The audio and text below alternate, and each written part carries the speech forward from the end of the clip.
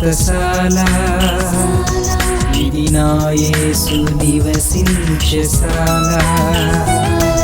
సర్వాధికారి సెలవిచ్చిన మాట ప్రకారం విధవరాలు పక్షముగా వ్యాజ్యమాడతానని దేవుడు సెలవిస్తూ ఉంటే ఆయన వ్యాజ్యమాడతాడు కాబట్టి నేను న్యాయాన్ని అన్యాయముగా అన్యాయాన్ని న్యాయం చేసుకుంటూ నాకు ఇష్టం వచ్చినట్టుగా చేసుకుంటూ వెళ్ళిపోతానని కొందరు అనుకుంటూ ఉంటారు. అయితే ఇట్టు వాటిని దేవుడు ఒప్పుకోడు ప్రియులారా. మనం ఎంతసేపు ఉన్నా దేవుని మాటకు తలవంచేవారముగా, సమస్యలు సృష్టించేవారం కాకుండా సమస్యలు సద్దుమనిపేవారముగా ఉండాలని పరిశుద్ధాత్మ దేవుడు కోరుకుంటూ ఉన్నాడు. గొడవలు సృష్టించటానికి పిల్లలకు నేర్పుతూ ఉంటారంట. దొంగతనం చేయటానికి పిల్లలకు నేర్పుతూ ఉంటారంట. పాపం చేయడానికి పిల్లలకు నేర్పుతూ ఉంటారంట. ఇవన్నీ పెద్దలైన వారు ఏం చేయాలి చెప్పండి? పొరపాటు ఏదైనా ఉంటే పెద్దలు ఏం చేయాలా? గద్దించాలి కదా, బుద్ధి చెప్పాలి కదా. అలా కాకుండా వీరే సమస్యలు సృష్టిస్తూ ఉంటారు, సమస్యను పెద్దగా చేస్తూ ఉంటారు. పెంచమన్నాడా దేవుడు? సమస్యలు తగ్గిమన్నాడా చెప్పండి? ఉదాహరణకు భక్తుడైనటువంటి దావీదు నాబాలును చంపుతాను అంటాడు.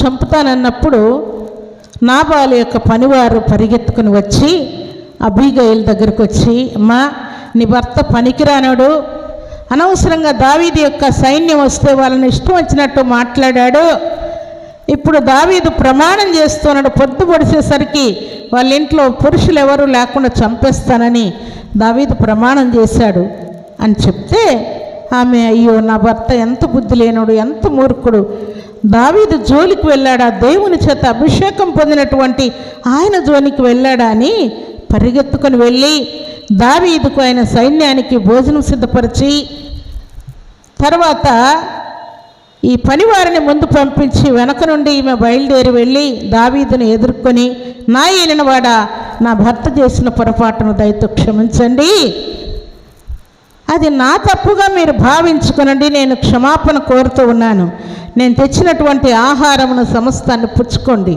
అని చెప్పినప్పుడు దావీదు అక్కడ ఒక చక్కని మాట అంటాడు. ఏమనంటే, పగ తీర్చుకొనకుండా ఆపినందుకు నీవు ఆశీర్వాదం పొందుదువు అంటాడు. పగ తీర్చుకోకుండా దావీదును ఆపిందంట. ఇక్కడ దావీదును పక్కన పెడదాం. మన కుటుంబాల్లో కూడా సమస్యలు వస్తూ ఉంటాయి, గొడవలు వస్తూ ఉంటాయి. భార్య భర్తకే రావచ్చు, అత్తమామలకే రావచ్చు, తల్లిదండ్రులకే రావచ్చు, అన్నదమ్ములకే రావచ్చు, బంధువులకు రక్తసంబంధికులకే రావచ్చు. అప్పుడు మనం ఏం చేయాలి చెప్పండి? పగ తీర్చుకోకుండా ఆపినందుకై యెహోవా ఆశీర్వాదమును పొందుదువు. ఈరోజు నువ్వు నన్ను ఎదుర్కొనకపోతే, నా ఎదురు నువ్వు రాకపోతే నిశ్చయముగా నేను నీ ఇంటి వారిని చంపేవాడను. అయితే నీవొచ్చి నా కోపాన్ని చల్లార్చి నీ ఇంటి వారిని చంపకుండా నేను పగ తీర్చుకొనకుండా ఆపినందుకై యెహోవా నిన్ను ఆశీర్వదిస్తాడని అంటున్నాడు. ఇప్పుడు మీరు కూడా గొడవలు ఆపితే, సమస్యలు ఆపితే మీకు ఆశీర్వాదం కలుగుతుందా లేదా చెప్పండి? ఆపితే ఆశీర్వాదమా, పెంచితే ఆశీర్వాదమా? పెంచితే ఎవరు సంతోషపడతారు? ఆపితే ఎవరు సంతోషపడతారు? ఆపితే దేవుడు సంతోషపడతాడు.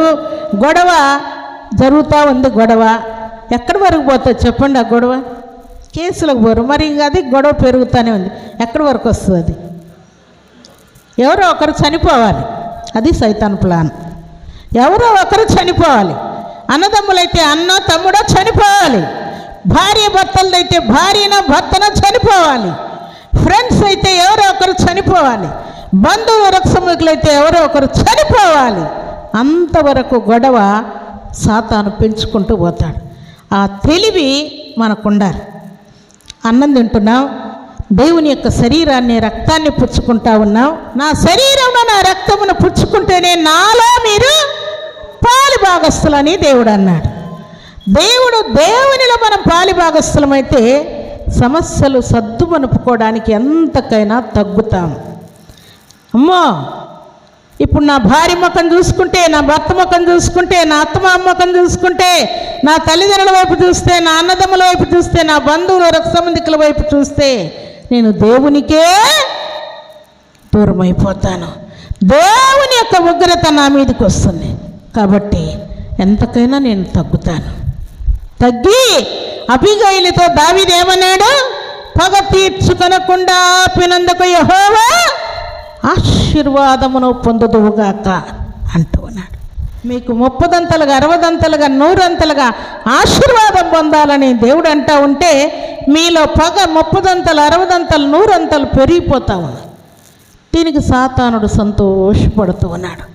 వీళ్ళు ఇట్లే ఉండాలి, వీళ్ళు ఇట్లే గొడవపడుతూ ఉండాలి, వీళ్ళు ఇట్లే ప్రార్థన చేయకుండా ఉండాలి, ఇట్లే దేవుని మందిరానికి వెళ్ళకుండా ఉండాలి, ఇట్లే దేవుని యొక్క శరీరాన్ని రక్తాన్ని పుచ్చుకోకుండా ఉండాలని అపవాది సంతోషపడుతూ ఉన్నాడు. మీకు లోకమే ఎక్కువ, గొడవే ఎక్కువ, అమౌంటే ఎక్కువ, వెండి బంగారాలే ఎక్కువ, ఇల్లు పొలాలు స్థలాలు ఇవే ఎక్కువ, దేవుని కంటే కూడా, వాక్యము కంటే కూడా, లేక దేవుని యొక్క శరీరము రక్తము కంటే కూడా శరీర సంబంధమైనవే మీకు ఎక్కువైపోయినాయి. అనగా దేవుని స్థానాన్ని మీరు తగ్గిస్తున్నారు. మీ హృదయంలో సాతాను స్థానం పెరిగిపోతా ఉంది.